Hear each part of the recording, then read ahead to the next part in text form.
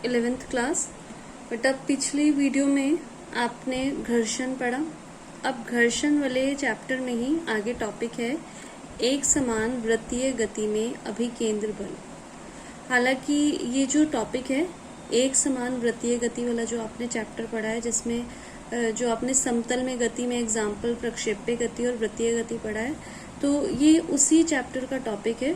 But क्योंकि इस book में ये घर्षण वाले चैप्टर में दिया हुआ है और वृत्तीय गति का जो रिलेशन है वो घर्षण से है भी, तो इसीलिए इसी चैप्टर में मैं आपको पढ़ाऊंगी एक समान वृत्तीय गति में अभिकेंद्र बल। ये मैं आपको पहले भी बता चुकी हूँ कि जब कोई कण वृत्तीय पथ पर एक समान चाल से चलता है तो क्या होता है, एक समान चाल एक समान होती है, पर जब वो वृत्तीय पथ पर चलता है, जैसे कि यहाँ देखिए चल रहा है, तो हर टाइम दिशा तो बदलती जा रही है। इट मीन्स उसका वेग जो है बदलता जाता है, वेग में परिवर्तन होता जाता है, और वेग में परिवर्तन की वजह से वृत्तीय गति करते हुए उस कण पर क्या उत्पन्न हो जाता है, त्वरण उत्पन्न हो जाता है।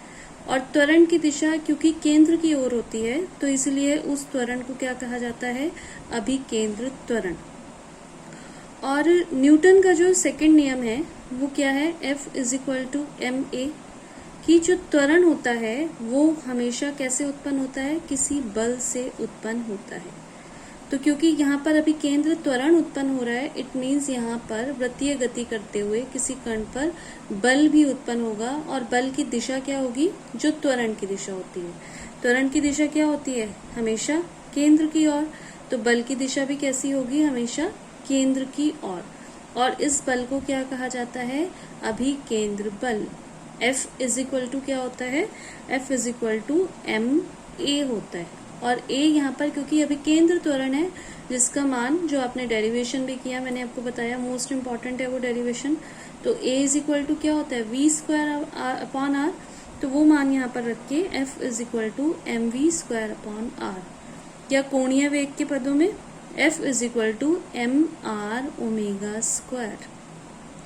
और अगर ओमेगा का भी हम मान रख लें तो F = 2πmvn।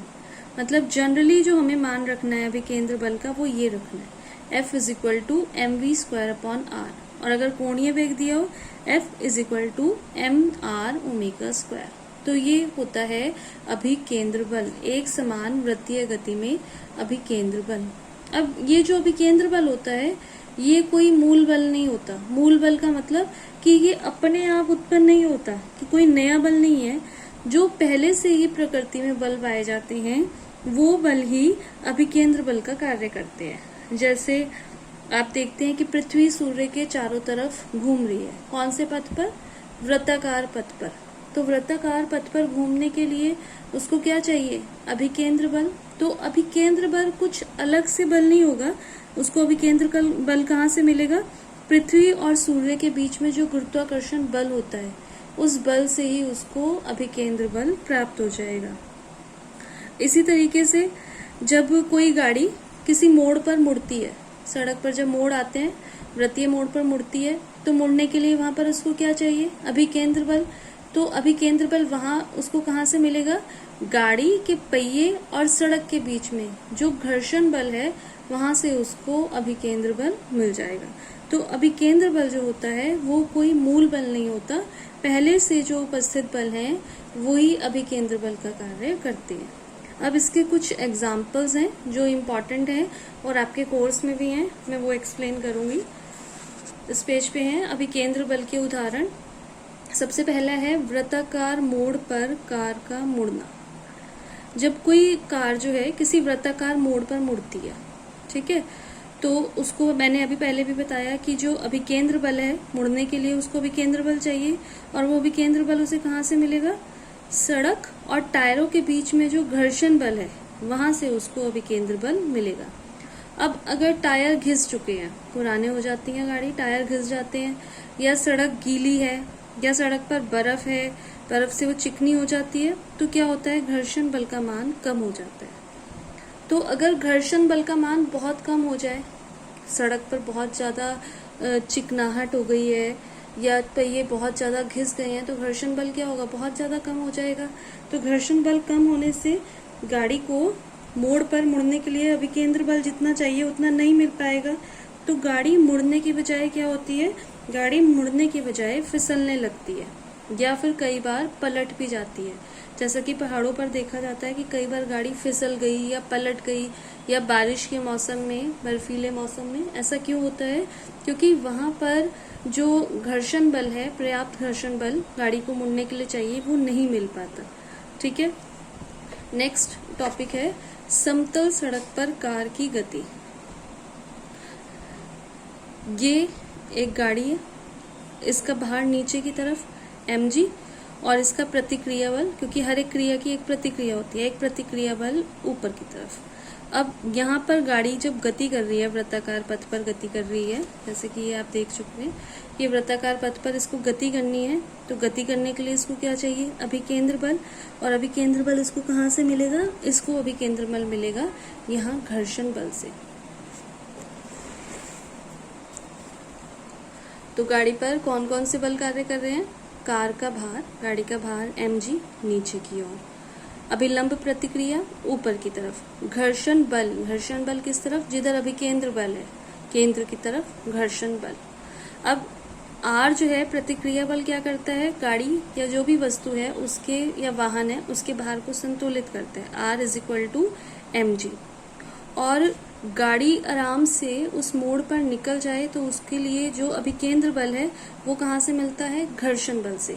अभिकेंद्र बल mv²/r और घर्षण f।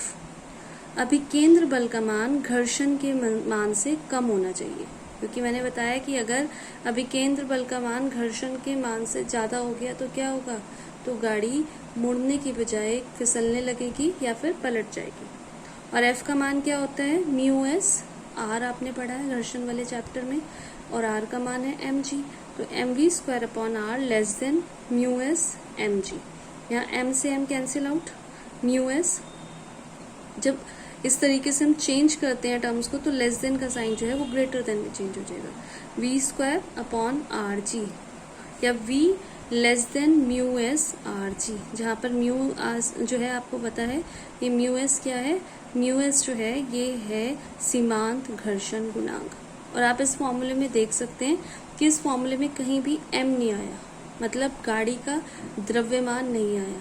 तो जो चाल है गाड़ी के मुड़ने की चाल, वो द्रव्यमान पर निर्भर नहीं करती है, चाहे छोटी गाड़ी हो, चाहे बड़ी गाड़ी हो, चाहे ट्रक हो, m पे जब डिपेंड ही नहीं करती, तो सबके लिए जो चाल का सूत्र रहेगा वो क्या रहेगा, √μs rg।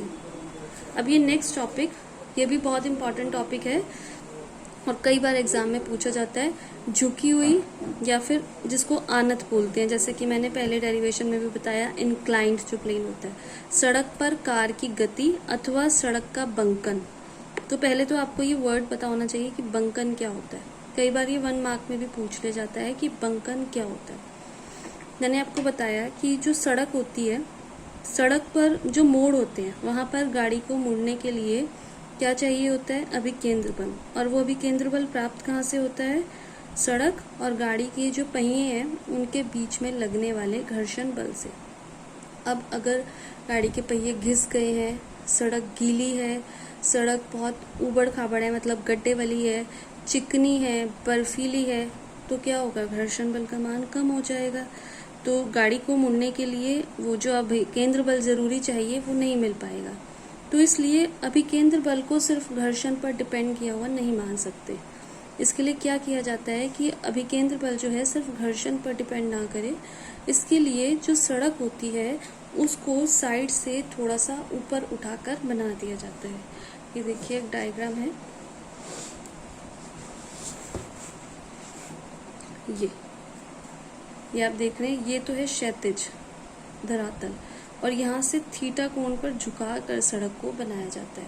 तो सड़क का इस तरीके से झुका कर बनाना, किसी कोण पर झुका हुआ बनाना, इसको क्या कहा जाता है, सड़क का झुकना या फिर बंकन कहा जाता है इसको।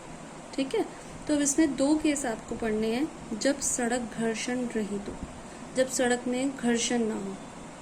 तो ये m द्रव्यमान की गाड़ी है, इसका भार नीचे की तरफ, ये r प्रतिक्रिया ऊपर की तरफ। ये क्योंकि थीटा कोण पे झुकी हुई है सड़क, तो ये वाला कोण भी क्या हो गया, थीटा। इस आर के दो घटक कर लेंगे, जिधर थीटा कोण है वो घटक आर कॉस थीटा और दूसरी साइड वाला घटक आर साइन थीटा। अब ये आर कॉस थीटा वाला घटक क्या करेगा, ये गाड़ी के भार को संतुलित करेगा। R cos theta is equal to M G. और ये आर साइन थीटा वाला घटक क्या करेगा, ये केंद्र की तरफ है, तो ये घटक जो है गाड़ी को मुड़ने के लिए आवश्यक अभिकेंद्र बल प्रदान करेगा। R sine theta is equal to M V square upon R.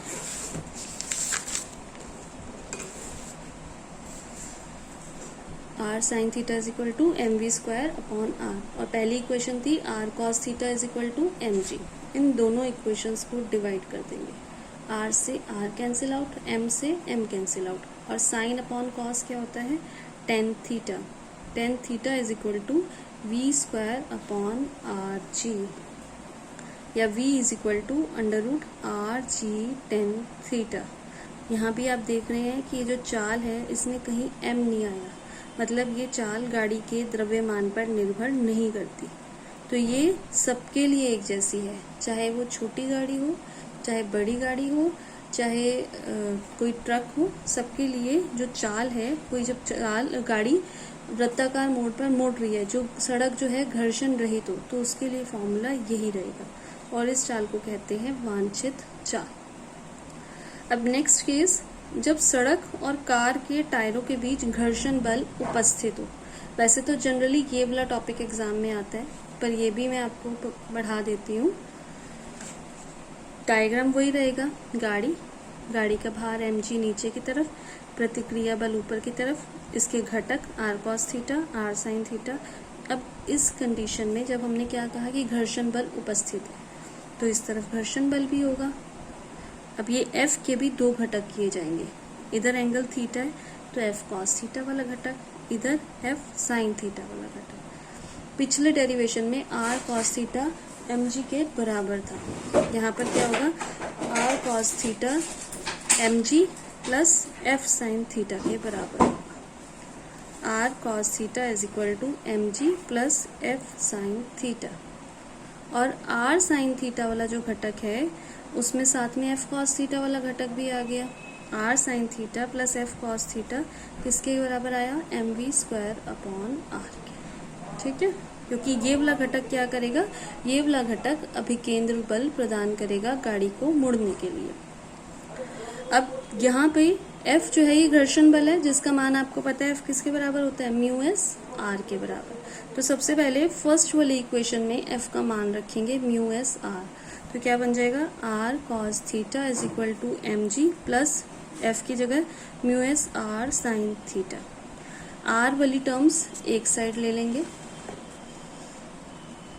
और कॉमन ले लेंगे इसमें से, तो इन दोनों में से r कॉमन आया, cos theta minus mu S sine theta is equal to M G. R is equal to M G upon cos theta minus mu S sine theta. अब ये जो सेकंड इक्वेशन है इसमें भी f का मान रख देंगे म्यू एस आर, तो आर साइन थीटा, f की जगह mu S cos theta is equal to M V square upon R. Mu S R, इन दोनों में से r कॉमन आया, तो ये इक्वेशन बनेगी r sine theta plus mu S cos theta is equal to M V square upon r। अब क्या करेंगे, ये जो थर्ड वाली इक्वेशन है, थर्ड वाली इक्वेशन में जो हमारा r का मान आया, इस मान को हम यहाँ पर रख देंगे। इक्वेशन थर्ड से r का मान रखेंगे, तो यहाँ पर r का मान क्या हो गया, M G upon cos theta minus mu S sine theta into sine theta plus mu S cos theta is equal to M V square upon R. m इस साइड भी है, m इस साइड भी है, m से m cancel out, तो v square जो है ये r यहाँ चला जाएगा, R G sine theta plus mu S cos theta upon cos theta minus mu S sine theta. v square is equal to R G, इस पूरे में से कॉस थीटा कॉमन लेंगे, अंदर रह गया ten theta plus mu S. इसी तरीके से नीचे से भी कॉस थीटा कॉमन लेंगे, अंदर रह गया 1 minus mu S tan theta. Cos theta से कॉस थीटा कैंसिल आउट, तो क्या रहा, V square is equal to R G tan theta plus mu S upon 1 minus mu S tan theta. v का मान under root R G mu S plus tan theta 1 minus mu S tan theta. तो ये है चाल का सूत्र जब सड़क पर घर्षण उपस्थित हो। थोड़ा डिफिकल्ट है, पर अगर आपको एक बार डायग्राम क्लियर हो जाएगा तो कोई मुश्किल नहीं है। आप इसको एक दो बार अपनी कॉपी में करके देखिए, फिर आपको क्लियर हो जाएगा। और कोई स्टेप अगर क्लियर ना हो तो फिर से आप मुझसे पूछिए।